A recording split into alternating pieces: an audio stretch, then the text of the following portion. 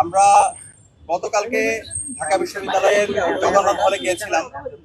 এর আগেও ক্যাম্পাসের পূজা বাস্তবায়ন করার জন্য আসলে যে মন্দিরগুলো আছে পূজা বাস্তবায়ন কমিটির সাথে আমরা বসেছি এবং তাদের কনসার্নগুলো, তাদের পরামর্শগুলো আমরা শুনেছি।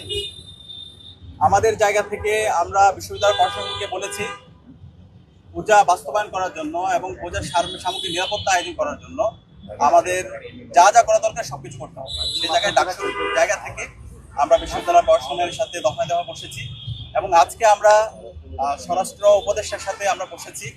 আমরা আমাদের কাছে যে পরামর্শগুলো স্টেক হোল্ডাররা দিয়েছে আমরা সেই পরামর্শগুলো আমরা পৌঁছে দিয়েছি।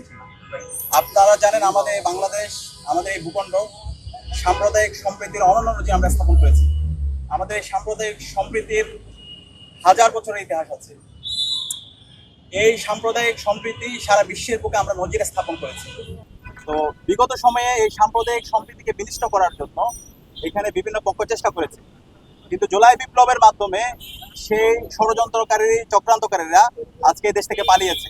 আজকে এদেশের সকল ধর্মের সকল মতের মানুষরা আজাদি পেয়েছে, তারা মত প্রকাশের স্বাধীনতা পেয়েছে এবং প্রত্যেকে তাদের ধর্মের যে চর্চাগুলো আছে সেগুলো স্বাধীনভাবে করতে পারছে। আমাদের এইবারের যে পূজা, সেই পূজায় যেন সবাই স্বাধীনভাবে সুন্দরভাবে ধর্মীয় আমাদের যে উদযাপন আছে সেটা যেন সুন্দরভাবে করতে পারে, সেই জায়গা থেকে আমরা আমাদের পরামর্শগুলো স্বরাষ্ট্র উপদেষ্টাকে জানিয়েছি। বিশেষ করে নিরাপত্তার বিষয়গুলো আমরা শুধুমাত্র ঢাকা বিশ্ববিদ্যালয়ের কথা বলিনি, একই সাথে বাংলাদেশের যত প্রতিষ্ঠান আছে, যতগুলো বিশ্ববিদ্যালয় আছে, কলেজ আছে, স্কুল আছে এবং একই সাথে আমাদের সারা দেশের যত পূজা মণ্ডপ আছে সব জায়গায় যেন নিরাপত্তা নিশ্চয় করা হয় এবং পর্যাপ্ত আইন শৃঙ্খলা বাহিনীর যেন মোতায়েন করা হয়, একই সাথে সিসিটিভি যেন রাখা হয়। এই বিষয়গুলো আমরা কনসার্ন করে জানিয়েছি এবং বিগত সময়ে এই পূজা মণ্ডপ ভাঙ্গা, প্রতিমা ভাঙ্গার সাথে যারা জড়িত ছিল তাদেরকে যেন আইডেন্টিফাই করা হয় এবং তাদেরকে যেন দৃষ্টান্তমূলক বিচারের আওতায় নিয়ে আসা হয়, সে কনসার্নটা জানিয়েছি।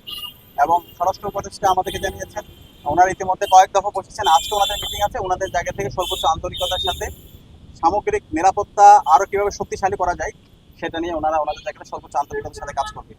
আর আমরা আরো কয়েকটা দাবি জানিয়েছি। আপনারা জানেন জুলাই বিপ্লব করে ঢাকা বিশ্ববিদ্যালয়ে দুটো হত্যাকাণ্ড হয়েছে, সাম্য হত্যাকাণ্ড এবং তোফাজ্জল হত্যাকাণ্ড।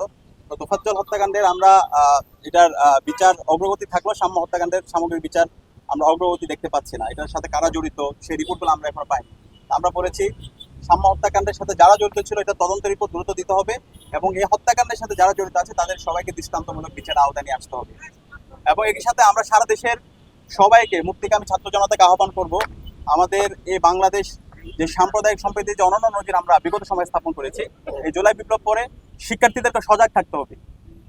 আমরা সারা দেশের প্রতিটি পূজা মণ্ডপ এবং আমাদের যে উৎসব, সে উৎসব যেন নির্বিঘ্নে যেন বাস্তবায়ন হয়, সেই কারণে আমাদেরকে সজাগ থাকতে হবে এবং সর্বোচ্চ আমাদের সার্বিকভাবে সহযোগিতা করতে হবে এবং আমরা সবাই মিলে আমাদের এই বাংলাদেশকে সবার বাংলাদেশ হিসেবে আমরা বিনির্মাণ করব এবং আমরা আমাদের এই বাংলাদেশকে সাম্প্রদায়িক সম্প্রীতির অনন্য নজির সারা বিশ্বে স্থাপন করবো। সবাইকে অসংখ্য ধন্যবাদ।